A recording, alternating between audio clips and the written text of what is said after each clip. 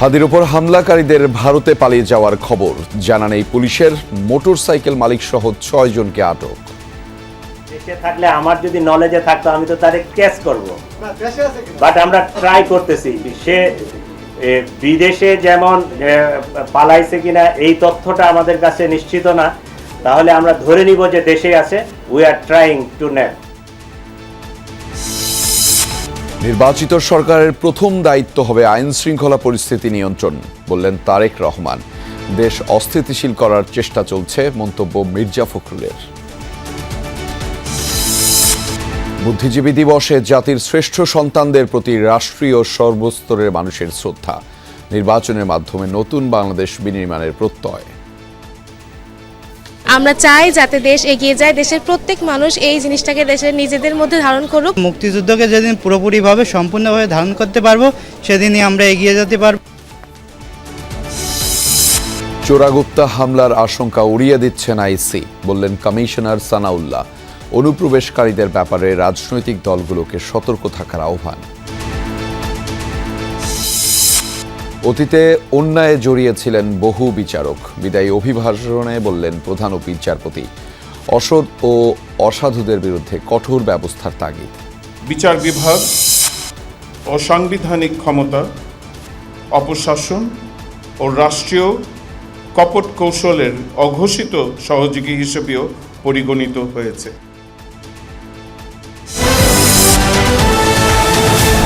ওসমান হাদির ওপর হামলাকারী দুজন ময়মনসিংহের হালুয়াঘাট সীমান্ত দিয়ে পালিয়ে গেছেন, এমন তথ্য মিলছে নানা মাধ্যমে। বিভিন্ন সূত্র বলছে সেখান থেকে তাদের পার করিয়ে দেওয়ার অভিযোগে 2 জনকে ধরেছে আইন শৃঙ্খলা রক্ষাকারী বাহিনী। ধরা হয়েছে কিলিং মিশনে ব্যবহৃত মোটরসাইকেলের মালিককেও।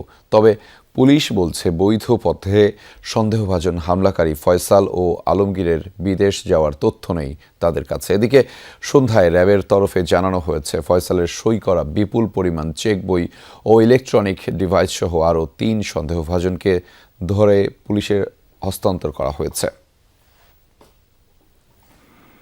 শুক্রবার ঢাকা ৮ আসনের সম্ভাব্য প্রার্থী ও ইনকিলাব মঞ্চের মুখপাত্র ওসমান হাদিকে গুলি করে দুর্বৃত্তরা।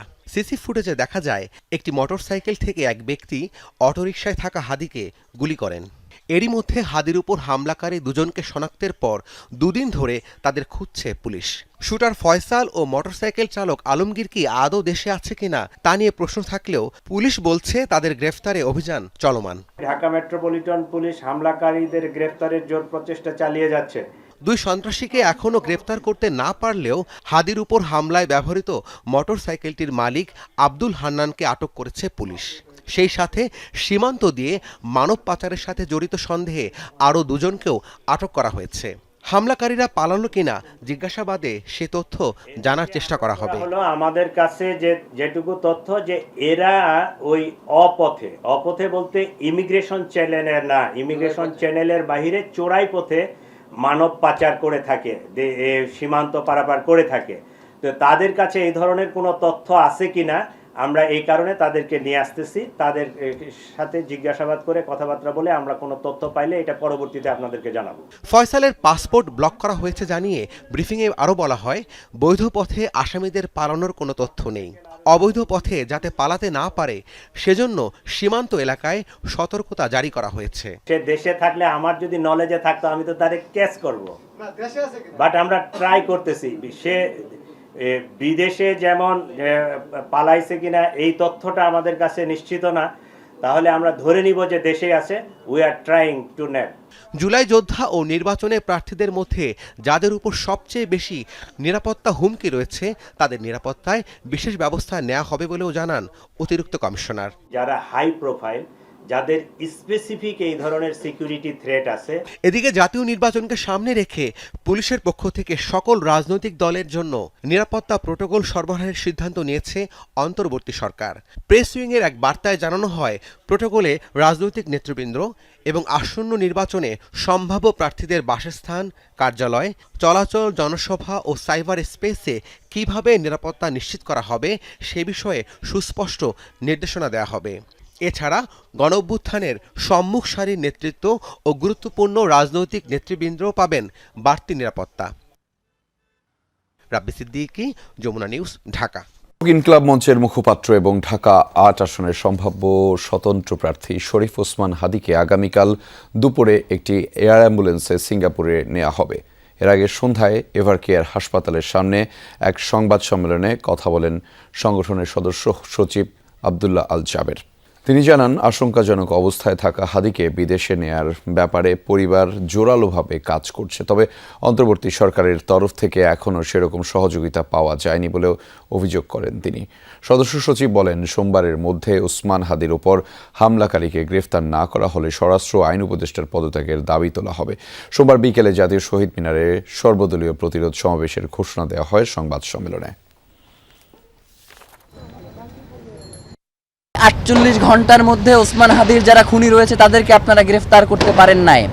সুতরাং আমরা ইনকিলাব মঞ্চ এবং বাংলাদেশের জনতার মতামতকে প্রাধান্য দিয়ে আপনাদেরকে বলছি, যদি আল্লাহ না করুক কোনো কারণে সে নিঃশ্বাস বন্ধ করে, সেই দিন এই অন্তর্বর্তীকালীন সরকারের শেষ দিন।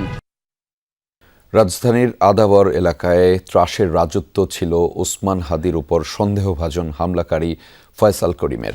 স্থানীয় আওয়ামী লীগ ও যুবলীগের কয়েকজন নেতার ছত্রছায়ায় একাধিক টর্চার সেল ছিল তার। সহযোগী ছিল হাদির ওপর হামলার সময় মোটরসাইকেল চালক হিসেবে সন্দেহভাজন আলমগীর এবং কবির নামে একজন। ভয়ে আতঙ্কে এখনও এসব নিয়ে প্রকাশ্যে কথা বলতে চান না স্থানীয়রা। রাজধানীর আদাবরের সুনিবিড় হাউজিং সোসাইটি, গাবতলী, সদরঘাট, বেড়িবাঁধ লাগোয়া এই এলাকা পরিচিত অপরাধীদের আখড়া হিসেবে। হাউজিং সোসাইটির এই গলির শেষ মাথার বাড়িতে ছিল আদাবর যুবলীগ নেতা কাউসার মোল্লার টর্চার সেল। বলে রাখা ভালো, এই কাউসার মোল্লার ছত্রছায়ায় বেপরোয়া হয়ে ওঠে ফয়সাল। সঙ্গী ছিল হাদির উপর গুলির ঘটনায় আলমগীর ও কবির নামের আরও এক সন্দেহভাজন। সুনিবিড় হাউজিং এর যে বাড়িটি রয়েছে সেই বাড়িটির দোতলায় আমরা একটি টর্চার সেলের খবর পেয়েছি, যেটি মূলত এখানকার আদাবর যুবলীগ নেতা কাউসার মোল্লার নেতৃত্বে পরিচালিত হতো এবং এখানে অভিযুক্ত ফয়সাল তারা সহ এবং আলমগীর যিনি মোটরসাইকেল চালাচ্ছেন বলে সন্দেহ করা হচ্ছে, তারা সবাই এখানে আসতেন। দোতলার এই ঘরটি জোর করে দখল করেছিল কাউসার মোল্লা, যেখানে নিয়মিতই মানুষকে এনে চাঁদার জন্য নির্যাতন করা হতো বলে জানান স্থানীয়রা।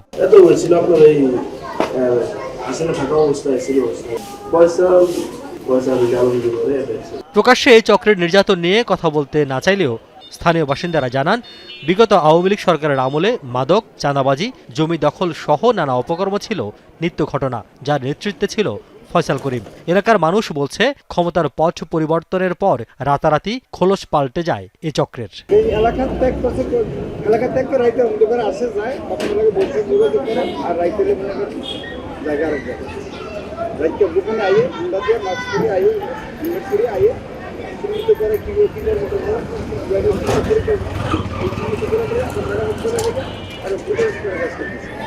টর্চার সেলের পাশের গলিতে বাসা আলমগীরের। এবারের একটি ঘরেই থাকতো তার পরিবার। বাসায় গিয়ে কাউকে পাওয়া যায়নি, তবে স্থানীয়রা জানান, শনিবার দুপুরে আলমগীরের মা ও স্ত্রীকে আইন শৃঙ্খলা বাহিনী পরিচয়ে নিয়ে যাওয়া হয়েছে।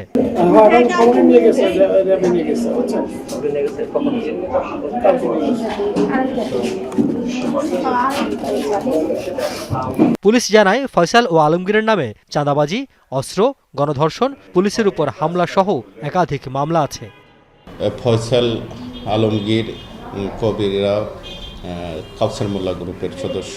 সুনিবিড় হাউজিংটা আসলে বেড়িবাঁধের সাথেই হওয়ায় সুবিধার্থে ওখানে দেখা গেছে যে আমিনবাজার, তারপরে সাভার থেকে মোটরসাইকেলে এসে এখানে অবস্থান করে কিছু সময় আবার একটা অকারেন্স করে তাদের যাতায়াতের সুবিধা। এরা অনেক সময় কেরানীগঞ্জের সাইডেও অবস্থান করে। রিয়াজ রায়হান, যমুনা নিউজ, ঢাকা। নির্বাচিত সরকারের প্রথম দায়িত্ব হবে রুল অফ ল এবং আইন শৃঙ্খলা পরিস্থিতি নিয়ন্ত্রণে আনা, এমন মন্তব্য করেছেন বিএনপির ভারপ্রাপ্ত চেয়ারম্যান তারেক রহমান। নির্বাচনের আগে পেশাজীবী ও বিশিষ্টজনদের সাথে আলোচনায় ভার্চুয়ালি বক্তব্যে তারেক রহমান জানান, ঢাকায় 2 কোটি মানুষের নির্বিঘ্ন চলাচলের জন্য বিভিন্ন ধরনের গণপরিবহন ব্যবস্থা করা প্রয়োজন। অনুষ্ঠানে ঢাকার যানজট, ভূগর্ভস্থ পানির স্তর, পানির সংকট নিরসনে বিশেষজ্ঞদের পরামর্শ চান তিনি। এছাড়া দেশে 1 লক্ষ হেলথ কেয়ারের নিয়োগের কথাও জানান তারেক রহমান। অনুষ্ঠানে তিনি আরও জানিয়েছেন, পরিকল্পনার কাজগুলো করতে শক্তিশালী ম্যান্ডেট প্রয়োজন, যার জন্য জনসমর্থন প্রয়োজন হবে। যারা আগামীতে নির্বাচন জয়ী হয়ে সরকার গঠন করবেন, প্রথমে একটি বিষয় বোধহয় এনশিওর করতে হবে, সেটা হচ্ছে রুল অফ ল, মানুষের নিরাপত্তা বা আইন শৃঙ্খলা, এক বাক্যে যা আমরা বলি। এই জিনিসটাকে প্রথমেই বোধহয় আমাদের চেষ্টা করতে হবে সর্বশক্তি দিয়ে এটাকে এনশিওর করার। প্রার্থীদের হত্যা চেষ্টার মধ্য দিয়ে দেশকে অস্থিতিশীল করার অপচেষ্টা করছে ফ্যাসিবাদী শক্তি, এমন অভিযোগ করেছেন বিএনপি মহাসচিব। তবে ভয় দেখিয়ে গণতন্ত্রের সৈনিকদের দমিয়ে রাখা যাবে না বলে হুঁশিয়ারি করেছেন দলটির কয়েকজন নেতা। তারা বলেন, হত্যাযজ্ঞের রাজনীতি করলে প্রতিহত করা হবে। রাজধানীতে বুদ্ধিজীবী দিবসের আলাদা অনুষ্ঠানে বিএনপি নেতারা বলেন, একটি দল নির্বাচন বানচালে, আরেকটি দল বিভাজনের রাজনীতির চেষ্টা করছে। বুদ্ধিজীবী দিবস উপলক্ষে রাজধানীর ইঞ্জিনিয়ার্স ইনস্টিটিউশনে আলোচনা সভার আয়োজন করে বিএনপি। বিজয়ের দ্বারপ্রান্তে থাকা বাংলাদেশকে মেধাশূন্য করার নীল নকশায় হত্যা করা হয় জাতির সূর্য সন্তানদের। পাক হানাদার বাহিনীর সেই বর্বরতার ইতিহাস আর তাদের সহযোগী রাজাকার বাহিনীর কথা তুলে ধরেন বিএনপি নেতারা। তাদের ষড়যন্ত্রের জবাব দেব, তাদের ষড়যন্ত্রকে ব্যর্থ করে দেওয়ার মাধ্যমে। সভায় নেতারা আরো বলেন, ৭১-এর নির্মম হত্যাযজ্ঞের পরও বাংলাদেশ দমে যায়নি, আগামীতে বাংলাদেশকে বিকশিত করবে বিএনপি। তবে নির্বাচন নিয়ে নানা ষড়যন্ত্রের ঘটনায় উদ্বেগ জানান তারা। বিকাশ এবং বিনাশ দুইটা কথা আছে। আওয়ামী লীগ যেটা করে সেটা হচ্ছে বিনাশ, আমরা যেটা করতে চাই সেটা হচ্ছে বিকাশ, বিকশিত বাংলাদেশ, বুদ্ধিভিত্তিক বাংলাদেশ, আগামীর বাংলাদেশ। আগামী নির্বাচনে তারা ৫৪ বছরের প্রতিশোধ নেবে। ভাই ৫৪ বছরের কিসের প্রতিশোধ নেবেন আপনারা? আমি তো বুঝলাম না এটা। আমরা যারা বেঁচে আছি, মুক্তিযুদ্ধ করেছিলাম, তাদেরকে হত্যা করবেন? শুনলাম, এটা আমরা কিন্তু শোনা কথা, যে প্রায় ৭০ জনের মতো লিস্ট করেছেন হত্যা করবেন। প্রায় আমরা ফোন পাই, সকল রকম হত্যাকাণ্ড থেকে দূরে থাকতে চাই, দূরে আছি, দূরে থাকব। কিন্তু যারা হত্যাকাণ্ড চালিয়েছে, হত্যাকাণ্ড চালানোর চেষ্টা করবে, তাকে বিএনপি সকল সময় প্রতিরোধ করবে। আলোচনায় বিএনপি মহাসচিব বলেন, ষড়যন্ত্র করে কারা নির্বাচন বিলম্বিত করতে চায় জাতির কাছে তা এখন স্পষ্ট। একটা ভয় আবার শুরু করতে চেয়েছে, যে ভয় ১৫ বছর আওয়ামী লীগ দেখিয়েছে, ভয় দেখিয়ে গিয়ে শাসন করার চেষ্টা করেছে, ত্রাস সৃষ্টি করেছে। আবার সেই ভয় দেখিয়ে এসে এইসব আমাদের গণতন্ত্রের যে সৈনিক, তাদেরকে তারা ভয় দেখিয়ে স্তব্ধ করে দিতে চায়। কিন্তু ইতিহাস বলে যে সেই ভয়ে বিএনপি কখনো দমে যায় না, যায় সমস্ত ষড়যন্ত্রকে নস্যাৎ করে দিয়ে এই যে যুদ্ধ আমরা নতুন শুরু করেছি, এই যে সংগ্রাম শুরু করেছি, অবশ্যই বাস্তবায়িত করবো ইনশাআল্লাহ। এর আগে সকালে জাতীয়তাবাদী মুক্তিযোদ্ধা দলের আলোচনায় বিএনপি মহাসচিব বলেন, আসন্ন নির্বাচনে বাংলাদেশের পক্ষের উদারপন্থী আর স্বাধীনতা বিরোধী দুই শক্তির মধ্যে লড়াই হবে। মানুষ সে কি স্বাধীনতাকে বেছে নেবে, সার্বভৌমত্বকে বেছে নেবে, গণতন্ত্রকে বেছে নেবে, নাকি সেই পিছিয়ে পড়া যারা অতীতে আমাদের স্বাধীনতার বিরোধিতা করেছে, আমাদের সমস্ত অগ্রযাত্রাকে ব্যাহত করার চেষ্টা করেছে, সেই শক্তিকে বেছে নেবে? তারেক রহমান দেশে ফিরে আসা উপলক্ষে ২৫ ডিসেম্বর রাজধানী শহর কেঁপে উঠবে বলেও জানান বিএনপি মহাসচিব, যেটা অতীতে কখনো কোনো নেতা বাংলাদেশে পায়নি। আরিফিন শাকিল, যমুনা নিউজ, ঢাকা। যথাযোগ্য মর্যাদায় পালিত হচ্ছে শহীদ বুদ্ধিজীবী দিবস। দিনের শুরুতে জাতির সূর্য সন্তানদের শ্রদ্ধা জানাতে বুদ্ধিজীবী স্মৃতিসৌধে শুরু হয় রাষ্ট্রীয় আনুষ্ঠানিকতা। সকাল ৭টার কিছু পরেই মিরপুর শহীদ বুদ্ধিজীবী স্মৃতিসৌধে ফুল দিয়ে শ্রদ্ধা জানান রাষ্ট্রপতি মোহাম্মদ শাহাবুদ্দিন। এরপরই সেখানে যান অন্তর্বর্তী সরকারের প্রধান উপদেষ্টা ডক্টর মোহাম্মদ ইউনূস। রাষ্ট্রীয় আচার অনুযায়ী এ সময় শহীদ বুদ্ধিজীবীদের স্মৃতির প্রতি সম্মান জানিয়ে কিছুটা সময় নীরবে দাঁড়িয়ে থাকেন। এ সময় বেজে ওঠে ভিউগলের করুণ সুর। রাষ্ট্রীয় আনুষ্ঠানিকতা শেষে স্মৃতিসৌধ উন্মুক্ত করা হয় সাধারণের জন্য।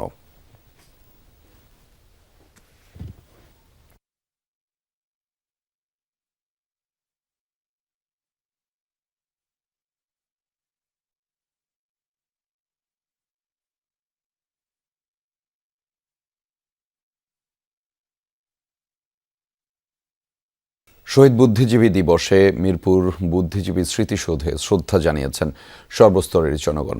সাধারণের শ্রদ্ধার্ঘ্যে ভরে ওঠে সৌধের বেদি। শ্রদ্ধা জানানোর কাতারে সামিল হন মুক্তিযোদ্ধারা। সবাই মিলে শপথ নেন বুদ্ধিজীবীদের স্বপ্নের বাংলাদেশ গড়ে তোলার। বছর ৬-এর মানহা এসেছে বাবা মায়ের হাত ধরে। লাল সবুজের অর্থটা হয়তো সেভাবে বোঝার বয়স হয়নি তার, কিন্তু শহীদদের প্রতি মমতা শতভাগ। বুদ্ধিজীবী দিবস আমরা আজকে ফুল দিতে আসছি, আমি আমার সাথে ফুল দিতে আসছি। বুদ্ধিজীবী দিবসের ভারী ভারী শব্দ এখনো শেখেনি মানহা। ছোট্ট দু চোখে ওরা দেখছে কিছু ফুলের স্তূপ আর ইট পাথরের দেয়াল। তবে এই জড় বোবা পাথর যে কতটা জীবন্ত, কতটা অর্থবহ, সেটাই বোঝানোর দায়িত্ব নিয়েছেন অভিভাবকরা। আমরা আব্বু আম্মুর সাথে ফুল দিতে আসছিলাম। আমাদের দেশের স্বাধীনতা, সার্বভৌমত্ব সম্পর্কে ওদেরকে মেসেজটা ক্লিয়ারলি ওদেরকে বুঝতে যাওয়া। পাকিস্তানি হানাদার বাহিনীর হাত থেকে ৫৬,০০০ বর্গমাইল মুক্ত করেছিলেন যারা, সেই বীর গাজীরাও এসেছিলেন শহীদ বুদ্ধিজীবীদের শ্রদ্ধা জানাতে। জ্যেষ্ঠ নাগরিক, তরুণ, সকলেরই অনড় দাবি ইতিহাস বিকৃত নয়। বাংলাদেশের স্বাধীনতা, বুদ্ধিজীবী, বিজয় সকল কিছুকে রহিত করার মতো কেউ পদক্ষেপ নিতে পারবেন। আমরা একটা সময় দেখেছি মুক্তিযুদ্ধকে নিয়ে ব্যবসা করা, আবার দেখি মুক্তিযোদ্ধাকেও হেয় করা। ৭১ বা মুক্তিযুদ্ধের যে চেতনা, সেটাকে আরো বেশি ধরে রাখতে হবে, আরো বেশি ইতিহাস ঘাটাঘাটি করতে হবে। যুগ যুগান্তর পার হলেও বাঙালি হৃদয়ে বদলাবে না শহীদ বুদ্ধিজীবীদের অবস্থান। বিশ্বমানচিত্রে ছোট্ট এই ভূমিটি যাদের আত্মত্যাগেরই দান, চির অম্লান সে সমস্ত বীর বেঁচে থাকবেন মহাপ্রলয় পর্যন্ত। শহীদ বুদ্ধিজীবী দিবসে আজকের এই লোকারণ্যই প্রমাণ করে বাঙালি অকৃতজ্ঞ নয়। সুমাইয়া ঐশী, যমুনা নিউজ, ঢাকা। তফসিল ঘোষণার পরে ওসমান হাদির ওপর হামলার ঘটনায় উদ্বেগ জানিয়েছে নির্বাচন কমিশন। তবে ভোট বানচালে নাশকতাকারীদের উদ্দেশ্য সফল হতে দেয়া হবে না, নির্দিষ্ট সময়েই হবে নির্বাচন, দৃঢ়ভাবে জানিয়েছেন কমিশনার আবুল ফাজল মোহাম্মদ সানাউল্লাহ। বলেন, চোরাগুপ্তা হামলার শঙ্কা থাকলেও তা প্রতিহত করতে আইনশৃঙ্খলা বাহিনীর শক্ত অবস্থান রয়েছে। দলগুলোকে দোষারোপের রাজনীতি পরিহারে আহ্বান জানিয়েছেন তিনি। শুক্রবার ঢাকা ৮ আসনের সম্ভাব্য প্রার্থী ওসমান হাদির উপর হামলার ঘটনা ঘটে। বিষয়টিকে গুরুত্ব দিয়ে রোববার বিকেলে আইনশৃঙ্খলা বাহিনী ও স্বরাষ্ট্র মন্ত্রণালয়ের প্রতিনিধির সাথে বৈঠক করে নির্বাচন কমিশন। বৈঠকে উদ্বেগ জানান প্রধান নির্বাচন কমিশনার। বৈঠক শেষে ব্রিফ করেন কমিশনার আবুল ফজল মোহাম্মদ সানাউল্লাহ। বলেন, নির্বাচন বানচাল ও ভয়ের পরিবেশ সৃষ্টি করাই নাশকতাকারীদের উদ্দেশ্য, কিন্তু কোনোভাবেই সেই উদ্দেশ্য সফল হতে দেয়া হবে না, নির্দিষ্ট সময়ই হবে নির্বাচন। যে চোরাগুপ্তা হামলার সম্ভাবনা, আমরা এগুলোকে উড়িয়ে দিচ্ছি না, সামনেও যে এটা সম্ভাবনা নাই তাও বলছি না। এই ধরনের হামলার ঘটনার পুনরাবৃত্তি না ঘটে বা এগুলো যাতে কঠোর হস্তে দমন করা হয়, যদি ঘটার সে ধরনের ঘটনা ঘটে, যারাই এই নির্বাচনকে বানচাল করার, প্রতিহত করার বা ক্ষতিগ্রস্ত করার কোনো চেষ্টা করবেন তারা ব্যর্থ হবেন এবং যেখানে যতটুকু দৃঢ় হওয়া প্রয়োজন সকল বাহিনী ততটুকু দৃঢ় হবে। জানান, শীর্ষ সন্ত্রাসী ও জামিনে থাকা আওয়ামী লীগ নেতাকর্মীদের ব্যাপারে বিশেষ সতর্কতা অবলম্বন করতে নির্দেশ দেওয়া হয়েছে। কারেন্টলি আমাদের সহযোগী সেজেই কিন্তু আমাদের ভিতরে নাশকতাকারীরা, অনুপ্রবেশকারীরা থাকতে পারে, তো সবারই সতর্কতা প্রয়োজন আছে। আর একটা বিষয় আলোচনায় এসছে যে বিভিন্ন বিশেষ করে রাজনৈতিক দলগুলো একে অপরকে দোষারোপ করে থাকেন এবং এই সুযোগে আপনার সন্ত্রাসীরা বা নাশকতাকারীরা যেন কোনো না পায়, ছাড় না পায়, সুযোগ না পায়। প্রার্থীরা অস্ত্র নিতে পারবে, স্বরাষ্ট্র উপদেষ্টার এমন বক্তব্যের বিষয়ে জানতে চাইলে কমিশনার বলেন, আলোচনা না হলেও ভেবে দেখবে ইসি। প্রার্থীরা অস্ত্র নিয়ে কি প্রার্থী নিজেকে পারবেন ওইভাবে করতে? আমরা এটা নিয়ে ভেবে দেখব। মাননীয় স্বরাষ্ট্র উপদেষ্টা কি বলেছেন, কোন প্রেক্ষাপটে বলেছেন, আলোচনা করে দেখি। লাভলি বিথি, যমুনা নিউজ, ঢাকা। ঘোষিত তফসিল অনুযায়ী নির্বাচন হবে, সংঘবদ্ধ কোনো অপতৎপরতা ভোট ঠেকাতে পারবে না। ওসমান হাদি গুলিবিদ্ধ হওয়ার ঘটনার প্রেক্ষাপটে ষড়যন্ত্রকারীদের সতর্ক করেছেন নতুন করে মন্ত্রণালয়ের দায়িত্ব নেয়া উপদেষ্টা রিজওয়ানা হাসান। অন্যদিকে এলজিআরডি উপদেষ্টা আদিলুর রহমান খান বলেছেন, ফ্যাসিবাদী শক্তির অবশিষ্টাংশ দমন ও প্রতিহত করা হবে। আর যুব ও ক্রীড়া উপদেষ্টা হিসেবে দায়িত্ব নিয়ে আসিফ নজরুল ক্রীড়াঙ্গনের দুর্নীতি কমানোর আশ্বাস দিয়েছেন। পুরনো 2 মন্ত্রণালয়ের পাশাপাশি নতুন মন্ত্রণালয়ের দায়িত্বে 3 উপদেষ্টা। রীতি অনুযায়ী মন্ত্রণালয়ের কার্যক্রম সম্পর্কে ধারণা ও পরিচয় পর্ব সারেন উপদেষ্টারা, যেখানে উঠে আসে ওসমান হাদির উপর গুলির ঘটনাও। খুব যে আপনার আনন্দিত চিত্তে দায়িত্ব গ্রহণ করছি এটা বলতে পারবো না, তবে আমি আমার দায়িত্বের ব্যাপারে সচেতন আছি। আমাদের যুব ও ক্রীড়া মন্ত্রণালয়ের দায়িত্বে যে আগে ছিলেন আসিফ মাহমুদ, উনি অত্যন্ত সফল একজন উপদেষ্টা ছিলেন। নতুন মন্ত্রণালয়ে যাত্রার প্রথম দিনে নির্বাচন ও আইনশৃঙ্খলা পরিস্থিতি নিয়ে কথা বলেন সৈয়দা রিজওয়ানা হাসান ও আদিলুর রহমান খান। আমরা স্পষ্ট বলতে চাই যে নির্বাচনের যে তারিখ ঘোষণা করা হয়েছে নির্বাচন সেই তারিখই হবে। অপচেষ্টা যে থাকবে, 16 বছরের স্বৈরাচারী শাসনের যে ফুটপ্রিন্টটা রয়ে গেছে সেটার কিছু কিছু আউটকামই এগুলো। সরকার যত স্পষ্ট অবস্থানে যাচ্ছে নির্বাচন নিয়ে, ততই নির্বাচনের ব্যাপারে বা পরিবেশটা একটা ভীতিকর করে ফেলার জন্যই তো এই কাজগুলো করা হচ্ছে। ফ্যাসিবাদী শক্তির যারা রেমনেন্টস দেশে আছে তাদের দমন করব, তাদের প্রতিহত করব। জুলাই অভ্যুত্থান, জুলাই বিপ্লবের যারা যোদ্ধা তাদের পাশে দাঁড়িয়ে এই সরকার বাংলাদেশের জনগণের স্বার্থ রক্ষা করবে। এমন প্রেক্ষাপটে উপদেষ্টা, নির্বাচন কমিশনার সহ গুরুত্বপূর্ণ ব্যক্তিদের নিরাপত্তা নিয়ে প্রশ্ন ছিল তাদের কাছে। যে ঘটনাটা ঘটেছে তারপরে যদি আমরা প্রস্তুতি না নেই, সেটা তো কোনো বিচক্ষণতার লক্ষণ হলো না। এটাকে আমি প্রস্তুতির কথা বলবো, যাতে করে আমার প্রতিপক্ষ কোনো রকমের আর সুযোগ নিতে না পারে। এটাকে আমি আতঙ্ক বলবো না, আমি বলবো এটা আমাদের প্রস্তুতি। আমার নিজের সিকিউরিটির জায়গায় আমি সবসময় জনগণের মধ্যে থাকাকে সিকিউরড মনে করি, কারণ আমি সেখান থেকে এসেছি, আবার ফিরে যাব অল্প সময়ের মধ্যে। ওসমান হাদির উপর হামলাকারী হিসেবে সন্দেহভাজন ফয়সাল করিম অন্তর্বর্তী সরকারের আমলে ডাকাতির অভিযোগে অস্ত্রসহ গ্রেফতার হয়েছিল। তার জামিন নিয়ে সমালোচনার জবাব দিয়েছেন তথ্য উপদেষ্টা। নন বেইলেবল হলেও বিচারক চাইলে বেইল দিতে পারেন, বেইলেবল হলেও বিচারক চাইলে গ্রেফতার করতে পারেন। কোঅর্ডিনেশন হচ্ছে না এই কথাটা আপনাকে কে বলল? দুটোই তো কথা বলেন। একদিকে বলেন বিনা বিচারে আটক রাখা হয়েছে, আরেকদিকে বলেন জামিন কেন পেল। রিজওয়ানা হাসান জানান, অনেক আগের ঘটনা হওয়ায় সাগররুনি হত্যাকাণ্ডের আলামত নিয়ে জটিলতা আছে। তবে এই হত্যাকাণ্ডের বিচারে সরকারের অঙ্গীকার রয়েছে। দায়িত্বের 2 মাসে গণমাধ্যম কমিশন গঠন ও সম্প্রচার আইন নিয়ে কাজ করবেন বলেও আশ্বস্ত করেছেন তথ্য উপদেষ্টা।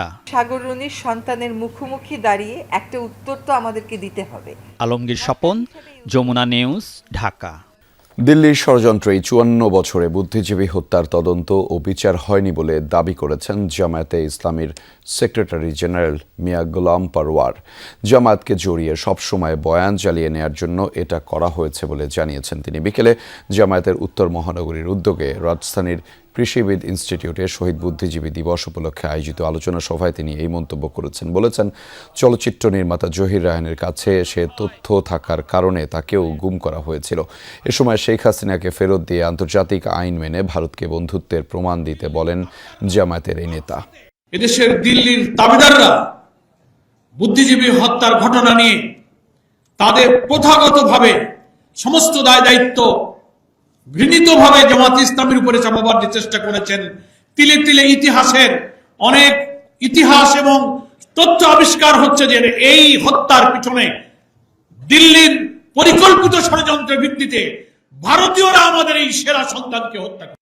সুদানে জাতিসংঘ শান্তিরক্ষা মিশনের ঘাঁটিতে ড্রোন হামলায় শহীদ হওয়া 6 সেনা সদস্যের পরিচয় জানিয়েছে আইএসপিআর। নাম জানা গেছে আহত 8 জনেরও। আবেই এলাকায় এই হামলায় তীব্র নিন্দা জানিয়েছে সরকার ও সেনাবাহিনী। নিহতদের পরিবারে চলছে শোকের মাতম, শঙ্কায় আহতদের স্বজনেরা। এদিকে সুদানে সন্ত্রাসী হামলায় বাংলাদেশি শান্তিরক্ষী হতাহতের ঘটনায় তীব্র নিন্দা জানিয়েছেন জাতিসংঘ মহাসচিব। সুদানের আবেই এলাকায় জাতিসংঘ শান্তিরক্ষা মিশনের আওতাধীন কাদুগলি লজিস্টিক বেস শনিবার স্থানীয় সময় দুপুর 3:40 থেকে 3:50 মধ্যে এই ঘাঁটিতে ড্রোন হামলা চালায় একটি বিচ্ছিন্নতাবাদী সশস্ত্র গোষ্ঠী। নৃশংস এই হামলায় দায়িত্ব পালনরত 6 জন বাংলাদেশি শান্তিরক্ষী শহীদ হন। আহত হন আরও 8 শান্তিরক্ষী। শহীদদের মধ্যে রয়েছেন কর্পোরাল মোহাম্মদ মাসুদ রানা, সৈনিক মমিনুল ইসলাম, সৈনিক শামীম রেজা, সৈনিক শান্ত মণ্ডল, মেস ওয়েটার মোহাম্মদ জাহাঙ্গীর আলম এবং লন্ড্রি কর্মচারী সবুজ মিয়া। নিহতদের মধ্যে কুড়িগ্রামের 2 জন, কিশোরগঞ্জের 1 জন, নাটোরের 1 জন, গাইবান্ধার 1 জন ও রাজবাড়ির 1 জন রয়েছেন। নিহতদের বাড়িতে চলছে শোকের মাতম। আনঅফিশিয়াল সোর্স থেকে তার ছবি পাই আমরা নিশ্চিত হয়েছি আর কি, যে সে মৃত্যুবরণ করছে। খুব শান্ত, খুব ভদ্র, খুব নম্র একটা ছেলে ছিল। আসলে তার অকাল মৃত্যু আমরা কেউই মেনে নিতে পারছি না। এতই বড় হয়েছে পরে আমার ভাই আমার সব দিছে, যখন যেটা চাইছি তখন দিছে। ওর সাথে যোগাযোগ করার চেষ্টা করি কিন্তু কিছুতেই যোগাযোগ হচ্ছে না। তারপরে চারিদিকে দেখতেছি এই নিউজ, আমরা তো কিছুতেই মানতেছি না ওর এটা। হামলায় আহতদের মধ্যে একজন লেফটেন্যান্ট কর্নেল সহ বিভিন্ন ইউনিটের সদস্য রয়েছেন। আহত 8 জন শান্তিরক্ষীকে প্রয়োজনীয় চিকিৎসা দেওয়া হচ্ছে। তাদের মধ্যে একজনের অবস্থা গুরুতর। সফল অস্ত্রোপচারের পর তিনি বর্তমানে নিবিড় পর্যবেক্ষণে রয়েছেন। বাকি 7 জনকে উন্নত চিকিৎসার জন্য হেলিকপ্টার যোগে স্থানান্তর করা হয়েছে এবং তারা শঙ্কামুক্ত। বাংলাদেশ সেনাবাহিনী ও পররাষ্ট্র মন্ত্রণালয় এই সন্ত্রাসী হামলার তীব্র নিন্দা জানিয়েছে। এক বিবৃতিতে বলা হয়, শহীদ শান্তিরক্ষীদের আত্মত্যাগ বিশ্ব শান্তি প্রতিষ্ঠায় বাংলাদেশের অঙ্গীকারের উজ্জ্বল দৃষ্টান্ত হয়ে থাকবে। সেই সাথে শহীদদের শোক সন্তপ্ত পরিবারের প্রতি গভীর সমবেদনা এবং আহতদের দ্রুত আরোগ্য কামনা করা হয়। আহমেদ রেজা, যমুনা নিউজ, ঢাকা। অবসরের আগে বিদায়ী অভিভাষণে প্রধান বিচারপতি ডক্টর সৈয়দ রেফাত আহমেদ বলেছেন, অতীতে অন্যায়ে জড়িয়েছিলেন বহু বিচারক, যা জুলাই আন্দোলনের অনুঘটক হিসেবে কাজ করেছে। পদোন্নতির জন্য রাজনৈতিক পদলেহন থেকে বিচারকদের বিরত থাকার আহ্বান জানিয়েছেন প্রধান বিচারপতি। অসৎ ও অসাধু বিচারকদের বিরুদ্ধে কঠোর ব্যবস্থা নেয়ার আহ্বানও জানিয়েছেন সৈয়দ রেফাত আহমেদ। বিচারকদের সুযোগ সুবিধা বাড়াতে তাগিদ দিয়েছেন সরকারকে। ছাত্র জনতার অভ্যুত্থানের 5 দিন পর পদত্যাগ করেন তৎকালীন প্রধান বিচারপতি ওবায়দুল হাসান সহ আপিল বিভাগের 5 বিচারপতি। আমি সৈয়দ রেফাত আহমেদ। এরপর 11 আগস্ট প্রধান বিচারপতি হিসেবে শপথ পড়েন সৈয়দ রেফাত আহমেদ। কর্তব্য পালন করিব। প্রধান বিচারপতি হিসেবে তার 1 বছরেরও বেশি সময়ের দায়িত্বে বিচার বিভাগে এসেছে আমূল পরিবর্তন। তার হাত ধরেই বিচার বিভাগের দীর্ঘদিনের আকাঙ্ক্ষা পৃথক সুপ্রিম কোর্ট সচিবালয়ের যাত্রা শুরু হয়। দেশের 25তম প্রধান বিচারপতি হিসেবে 27 ডিসেম্বর অবসরে যাচ্ছেন সৈয়দ রেফাত আহমেদ। অবসরে যাওয়ার আগে বিদায়ী অভিভাষণে সারা দেশের বিচারকদের উদ্দেশ্যে বিচার বিভাগের স্বাধীনতা, দায়বদ্ধতা ও ভবিষ্যৎ চ্যালেঞ্জের কথা তুলে ধরেন প্রধান বিচারপতি। আমাদের বিচারকগণ যে পরিমাণ মামলা নিষ্পত্তি করেন তা আমার কাছে সবসময় অবিশ্বাস্য মনে হয়েছে। অভিভাষণে প্রধান বিচারপতি বলেন, বিচার বিভাগকে জনগণের দ্বারপ্রান্তে নিয়ে যাওয়া, মামলার জট কমানো সহ ন্যায় বিচারের মাধ্যমে শক্তিশালী বিচার বিভাগ প্রতিষ্ঠাই ছিল তার মূল লক্ষ্য। সারা দেশের বিচারকদের কর্মপরিবেশ ও বেতন ভাতা এখনও যথেষ্ট নয় জানিয়ে বলেন, বিচারকদের বঞ্চিত করে রাখার মানসিকতা পরিবর্তন করতে হবে। বিচারকগণের আবাসন সংকট নিরসনের একটি স্থায়ী পরিকল্পনা গ্রহণ করতে হবে। নিয়মিত বদলির বিষয় বিবেচনায় নিয়ে সম্পূর্ণ সুসজ্জিত বাসগৃহ নির্মাণ করতে হবে। বিচারকদের বোধ, ভারসাম্য, নৈতিকতা বজায় রাখতে সুস্বাস্থ্যকর পরিবেশ থাকা জরুরি।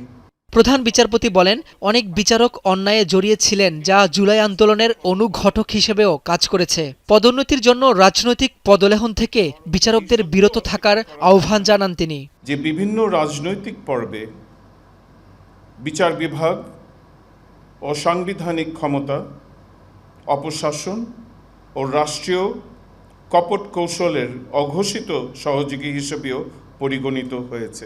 অসৎ ও অসাধু বিচারকদের বিরুদ্ধে কঠোর ব্যবস্থা নিতে হবে। ন্যায় বিচার শুধু রায়ের মধ্যেই সীমাবদ্ধ নয়, বিচার প্রার্থীদের সাথে আচরণেও এর প্রতিফলন থাকতে হবে। অভিভাষণে বিচারকদের প্রতি এই বার্তাও দেন প্রধান বিচারপতি। যোগ্যতার ঘাটতি ও মনের সংকীর্ণতা নিয়ে আপনি নির্বাহী বিভাগ ও আইনসভার অন্যায্য কর্তৃত্বের মোকাবেলা করতে পারবেন না। বাংলাদেশের জনগণের বিচার বিভাগের কাছ থেকে কি প্রত্যাশা আর কোথায় তাদের হতাশা তা না বুঝে সংস্কারের কোনো রূপরেখায় চিরস্থায়ী হওয়ার কথা নয়। বিচার বিভাগ ও দেশের প্রতি বিচারকদের দায়বদ্ধতার কথা স্মরণ করিয়ে দিয়ে অভিভাষণ শেষ করেন সৈয়দ রেফাত আহমেদ। এই পদক্ষেপগুলোর স্থায়িত্ব নির্ভর করবে আপনাদের নীতি ও দায়িত্ববোধের উপর। রাব্বি হোসেন, যমুনা নিউজ, ঢাকা। জয়ের উৎসব পরিণত হলো বিষাদে। অস্ট্রেলিয়ায় ইহুদিদের ধর্মীয় অনুষ্ঠানে বন্দুকধারীদের চালানো হামলায় প্রাণ গেছে কমপক্ষে 11 জনের। আহত হয়েছেন অন্তত 29 জন। তাদের বেশিরভাগই ইহুদি সম্প্রদায়ের। পাল্টা হামলায় নিহত হয়েছেন এক বন্দুকধারী। 2 সন্দেহভাজনকে হেফাজতে নিয়েছে নিরাপত্তা কর্মীরা। অস্ট্রেলিয়ার 30 বছরের ইতিহাসে সবচেয়ে ভয়াবহ এই হামলায় শোক জানিয়েছেন প্রধানমন্ত্রী অ্যান্থনি আলবানিস।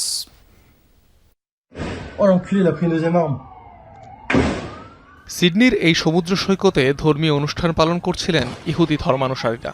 অংশ নিয়েছিলেন অন্তত হাজারখানেক মানুষ, কিন্তু হাসির উৎসব মুহূর্তেই পরিণত হয় শোকে।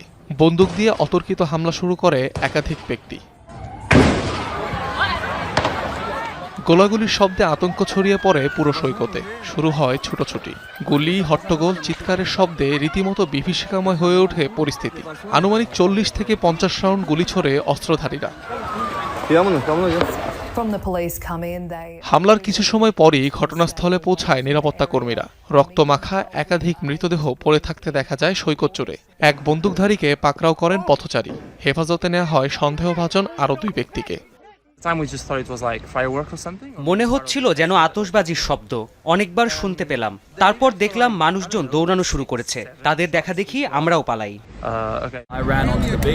আমার মনে হয় শুটারের কাছে স্বয়ংক্রিয় রাইফেল ছিল, অনেক বড় বন্দুক। সে বৃষ্টির উপর দাঁড়িয়ে দাঁড়িয়ে তার টার্গেট গুলি করছিল।